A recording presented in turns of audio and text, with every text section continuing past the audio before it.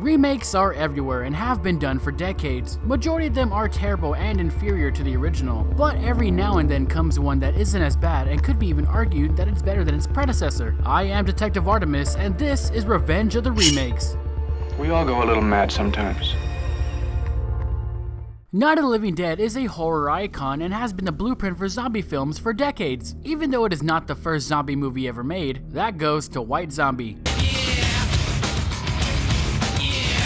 It is the first zombie movie to introduce them as flesh eaters. Before that, they were just sort of like reanimated servants. We can thank the godfather of zombie films himself, the late George A. Romero. Thank you, Mr. Romero. You are an inspiration to us all. Then you also have movies like Return of the Living Dead, where the zombies only eat the brains.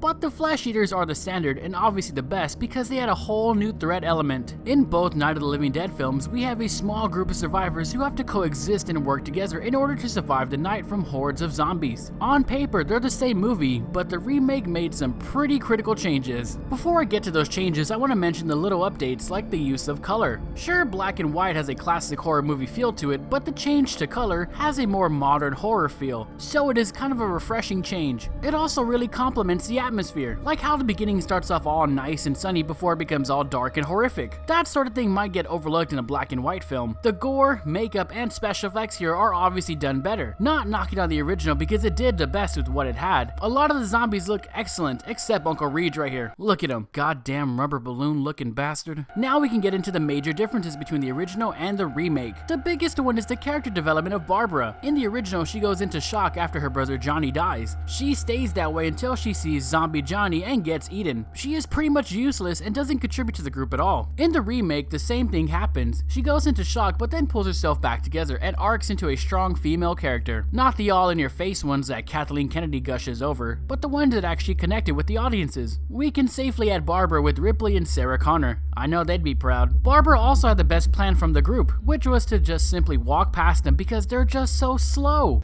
They're so slow.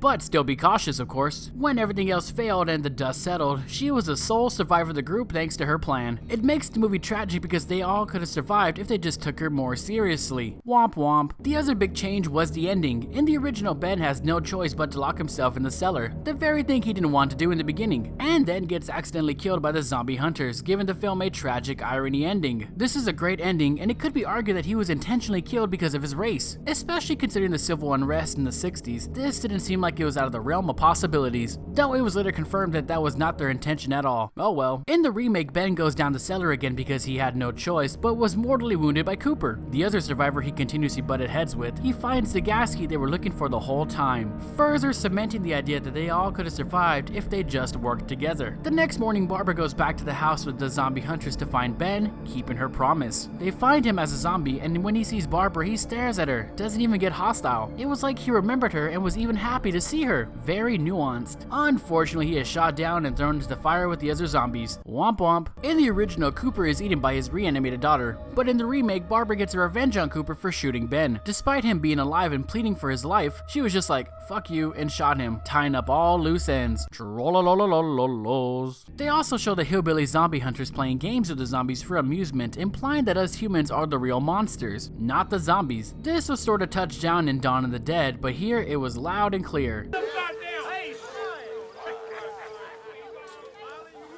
They're us.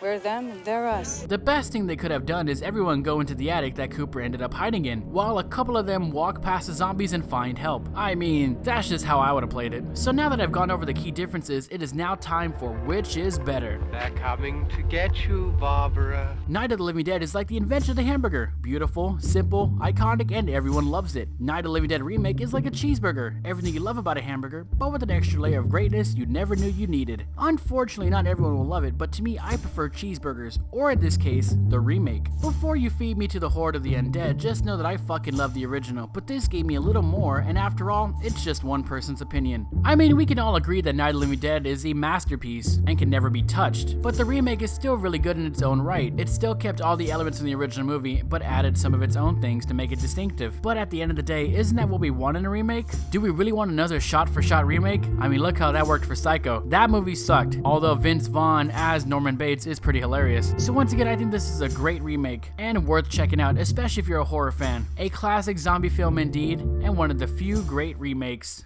They're crazy. They're out of their minds. You bunch of yo-yos! Though I think we can all agree that the second remake was the goddamn worst. So which movie do you think is better? Vote in the poll in the corner. Also, what are some of your favorite remakes? Let me know in the comments down below, and don't forget to like, share, and subscribe to this amazing channel. Follow me on Twitter at detective_Artie. Once again, I am Detective Artemis, and until next time, friends.